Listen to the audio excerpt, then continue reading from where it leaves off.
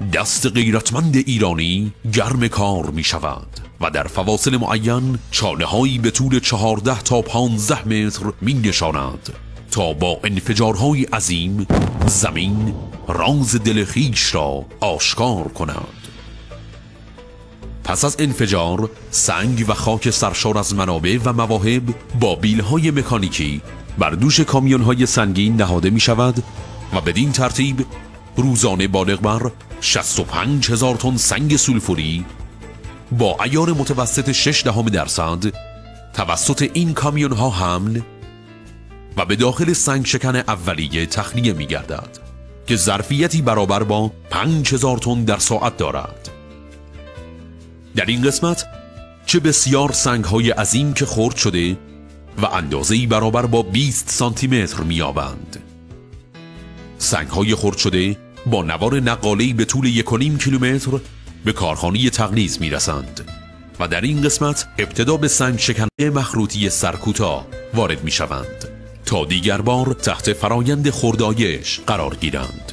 خاک حاصل از این مرحله با نوار نقاله حمل و همراه با برخی مواد افزودنی وارد آسیاب‌های گلوله‌ای می شود تا نرم شده و برای سایزبندی به هیدروسیکلون‌ها منتقل و از آنجا به سلول‌های رافر ارسال گردد. محصول ارزشمند این سلول‌ها کنسانتر است که به سوی سلول‌های کلینر و بعد به سلول‌های ریکلینر می رود. کنسانتره مس مولیبدن از این نقطه به سمت تیکنر مس مولیبدن رفته و از آنجا رهسپار کارخانه مولیبدن می شود.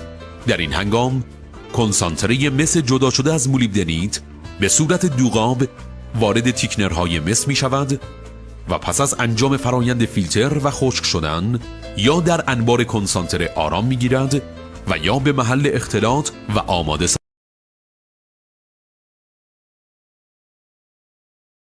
در فرایند پر عیارسازی کارخانه تقلیز شماره 2 پس از فرایند و خردایش از طریق سرریز هیدروسیکلون به سلولهای فلوتاسیون رافر وارد شده و کنسانتره حاصل از آن بعد از خردایش مجدد به کلینر منتقل می گردد.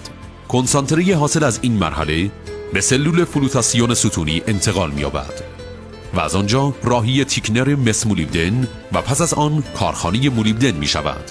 پس از استحصال مولیبدن کنسانتره مس حاصل آمده وارد تیکنر مس شده و از آنجا به واحد فیلتر فشاری منتقل می گردد تا کنسانتره مس خشک شده و مسافر کارخانه ذوب باشد تا در آنجا بگدازد و همچون رودی سرخ جاری گردد. کنسانتره مس مولیبدن پس از آبگیری در تیکنرهای مس مولیبدن وارد کارخانه مولیبدن می شود. در این مرحله پس از فلوتاسیون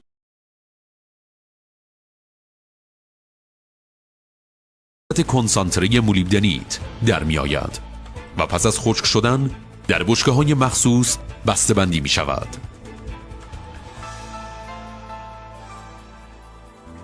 اینجا کارخانه ذوب مس سرچشمه است، همان جا که دستان غیرتمند ایرانی با حریق و حرارتی تصور ناشدنی گره می خورد و پس از تلاشی دلیرانه فلزی سرخفام را به پیش دیدگان عرضه می دارد. محصول کارخانه ذوب سرچشمه مس آنودی است. کنسانتره حاصل از کارخانه پرعیارسازی پس از اختلاط با کمک ذوب مناسب به کوره های انعکاسی منتقل می شود. سپس مات مس حاصله جهت خلوص هرچه بیشتر به بخش تبدیل انتقال می یابد. حالا نوبت آن رسیده تا مس بلیستر حاصل آمده به منظور تصفیه حرارتی به کوره های آنودی ارسال گردد.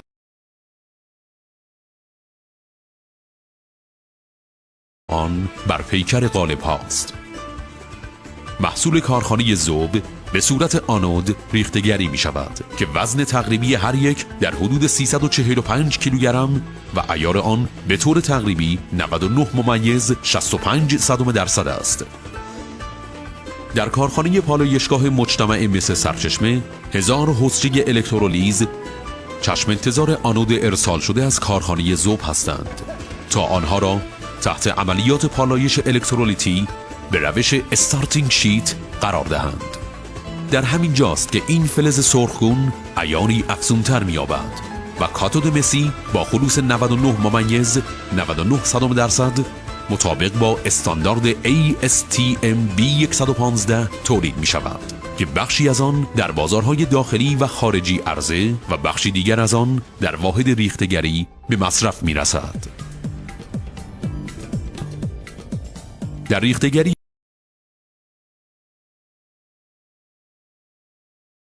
احکام نازک و نازکتر شده و به یک مفتول 8 میلیمتری بدل می گردد. این محصول پس از ورود به خط اکسید زدایی به شکل کویل 5 تنی بسته بندی می شود.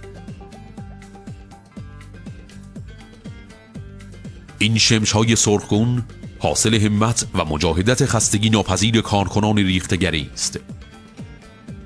در ریختگری نیمه پیوسته شمش تخت اسلب با 5 تن وزن و شمش استوانه بیلت که وزنی برابر با 3 تن دارند مهیا می گردند. هر یک از این محصولات مطابق با استانداردهای ASTM B5 تولید می شوند.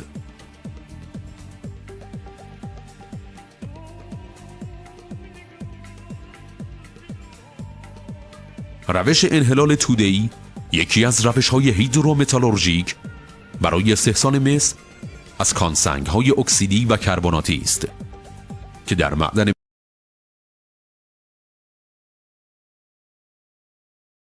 اکسیدی در محل آن را تحت پاشش یک محلول اسیدی قرار می‌دهند تا مس موجود در آن به صورت سولفات مس محلول درآید. آنگاه محلول خارج شده را به واحد استخراج با حلال ارسال می‌نمایند تا مس به صورت انتخابی استخراج شده و به یک محلول اسیدی دیگر که الکترولیت واحد احیای الکتریکی را تشکیل می‌دهد پس داده شوند. در این واحد مس به صورت کاتود با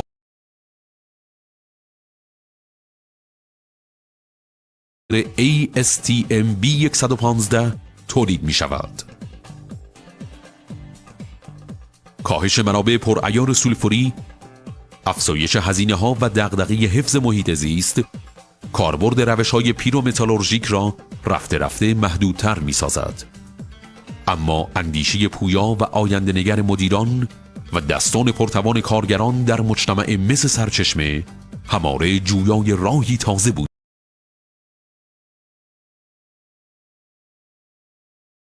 تحت مطالعه و بررسی قرار گرفت. بدین ترتیب از سال 1380 استحصال مس از کانسنگ‌های سولفوری کم عیار از طریق انحلال آنها همراه و یا جدا از کانسنگ‌های اکسیدی با بهره‌گیری از فناوری بیولیچینگ آغاز شده است.